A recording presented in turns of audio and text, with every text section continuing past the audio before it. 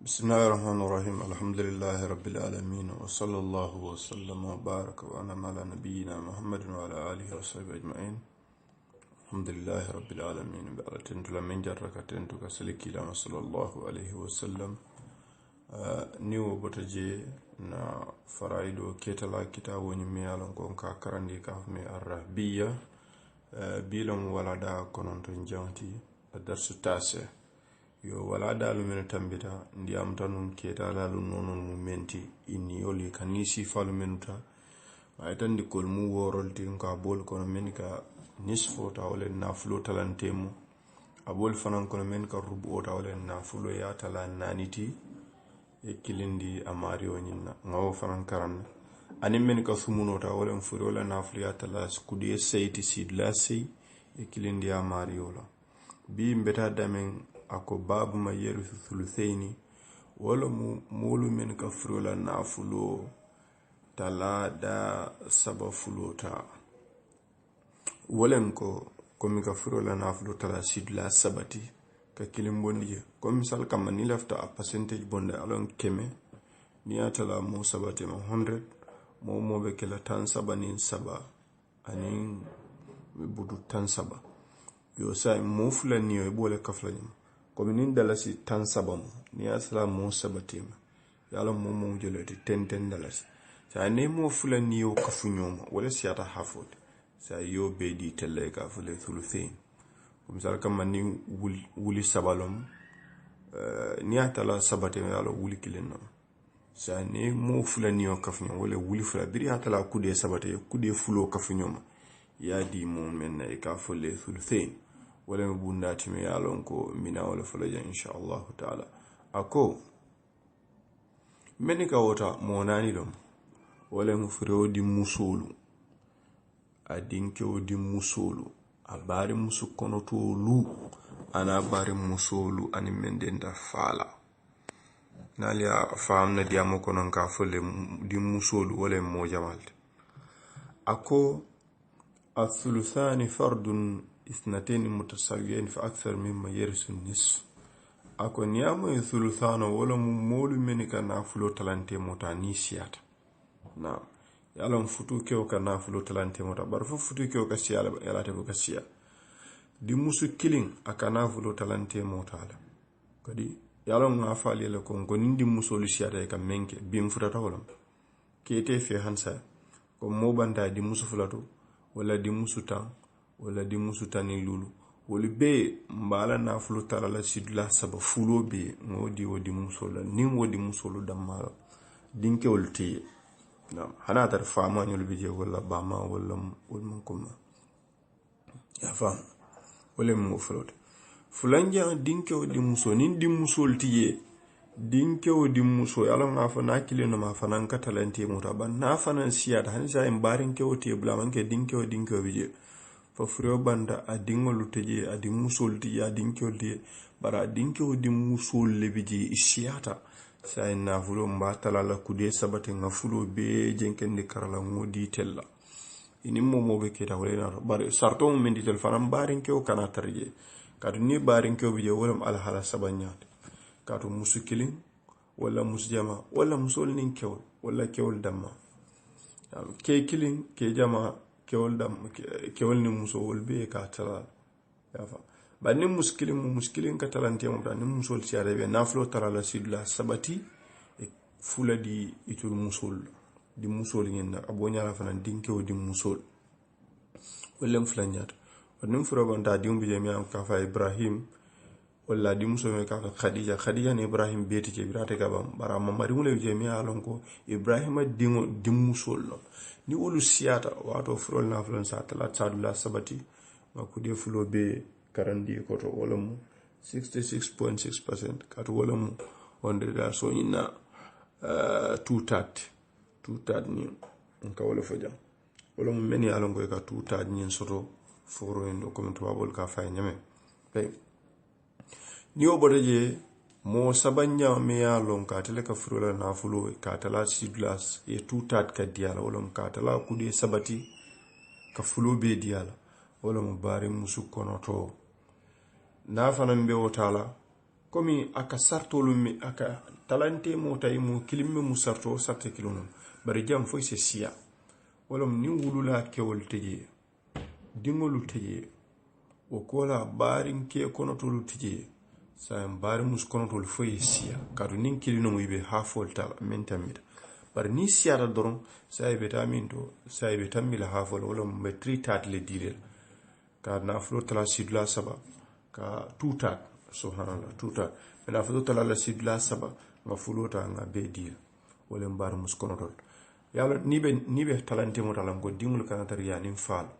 o kola kew kana tar yo kola musoni e ke kilinte bar mus konotol jam ba fala hansa dingul kana tar je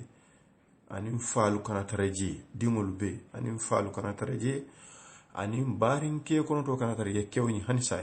bari foye siye tambi kilinte kadu nyin sulu seno atamu nis fola opposite let momo ka talante mota ni siyata e ka sawunyi na tolon tu tat nyint men ka hafota ni siyata musoli ne ka sawun tu tat bari yeke musol dammati ko be ngam fu adila di same condition on nimbar muskono tolom dingul manyana taraja ni wulula kew na o kola ni o bode je nani nya bari muso fronmen den da fala ni atarol fanambe na fulo tuta tala wolon ka tala sidla sabati ka fulo be ditella ka o be ditella o be kala wati min na wolon ko ni atar ko dingolu tije famalu tije ko min ka ben foyla hafoto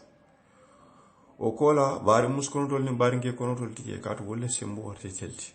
o kola bari muso fronmen den da fala e kana bari ke do so fronmen den da fala o kola tel bari muso fala foye siamo kilinti because ni mo kilin ibe murla nisfol dole half women tammi bar ni siata dron ibaje lebe solution la wala kana flota la sidla saba tutat e ka kilin di jana idan nin lamu bari muso furon men den da fala afanan se furola na fulo talante mo ta nole nam abata no la nyaadire wolem ko ase furola na fulo asata lante mo tale nin atar ko furo men banda dingolo teje wulula kewol ma fo musol wulula kewol teje o gola baringe kontrol bar muskono tol teje o gola te bari musolu me ango furo ni den da fala barin kewol kana taraji ay ketol musolu dammati adu ye siya kilenti because ni mo kilin ne be tawante mo tala ite nyin tanola ngayin tutat men fo nyim fo mo siya mo kilim bukata tan ati mo kilim bukata tan ko min hafo fo nyame hafo mo fula buka dengala bari nyin tutat fana mo kilim bukata oto men ka hafota ni konto siata wato le ka sawni keta nyinto komi ngafo nyame ita nyillo mo nanolti men ya lon ko e ka nafulola tutat tawlen ka tala kude sabati ka fulo be dila wolen furo di musolo ni adar furo di musu jamal tuje dinke tabul walla dinke o di musol ni furo dinke o di muso jamal tuje wato dingol tije adun dinke ol fanande wala man barin kewol so because ninke ol ni musol musaay ka talale kew flo muso kilin mena o fanato e ga min li dhakar misl hadhi al unthayn no bari bar musu kono tol men ya lon ko froni denta banim fala wati men na nindi ngol teje wulula kewlu teje ko lay telefon man barin ke so fo tel musolu damma wato e ka fonkota e ka suluseno nyenta tutani kola bar muso furo men den da fala ni wati men na furo dingolu teji awulula lu teji a barin ko ni barum sal men da banin fala wol teji kadu nim barin ko men den da banin fala ani men den da fala no damma no wala sembo war men den da banin fala sa wolle ka ke za go walla ke ta be waral sa ni wol bije askeno nyulte fen sotol na o kola fana itel barim musolu furo men den da fala barin ko kana targe furo men den da fada mal ni wo bije doron sai ba jela ko ila keta be kala kulti me alon ko abe ati sembo soto la baki ba jela ko askeno to mando bare te fen soto no mume wala nam bay tol to ako thuluthani lil banati jam'a ako thuluthana wala di musolti jamal ma zada an wahidatin fasam amen la fata kilin kan fasama uta moy faraido bunda keta la janin ko jam'o wala mel la fata kilin kan wala ithnin وفي أقل جمع مذهبان أقواهما 3 الاثنان كم جماعة عرب ولا كارولا أدامو تتا سبل من صحيات بربيتون إسلام ولا سريان لكيتي جماعة بيجي جماعة كدامو تفول الله كم موفل سسلي جماعة سوتو نا niyajen ko adam ta sabala musanna ni jam'ul ahkamul te kilinti so ni be mu kilinti to mando hukmul te fatalan na amma jang farado faranin ko dimusu jama olon ka fulato kata na ko mi kandol to nyama ako huwa kadhalika li banati libnu ako abonya le fanan suluseno nyi talada tirita ni olon ka tala kude sabati ka fulo bondi yo fanan be dinkew di musol yele ako fafam makali ako len nanin ko mo faham as-safizin mo mi alon ka sonno mo be fanurin aka ko faham nyame ako huwa ako suluseno nyi fana lil ukhteni abe bari musufula le furan men den dabani fala fama yazid wala men la fata fulaka qada bihi al-ahrar wal abid ako lam jonglu nin furul be kitita nyinna wala kaytan ko je lonal kamendala ako wala chori jang nam kaytan ko lonal kamenda yin kitiyo lale kaje ko bari muskono do furan men den dabani fala e fananse furola nafulo suluseno nyin tano wala katala sidla sabati ka fulo dila ni wato men na furo dingo lu teje birawe bonna dinta wulu wala dingo men ka ketaki wala awulula kewti wala famana mamati o kola tulfana e barin kewti bayitel musulu dammalom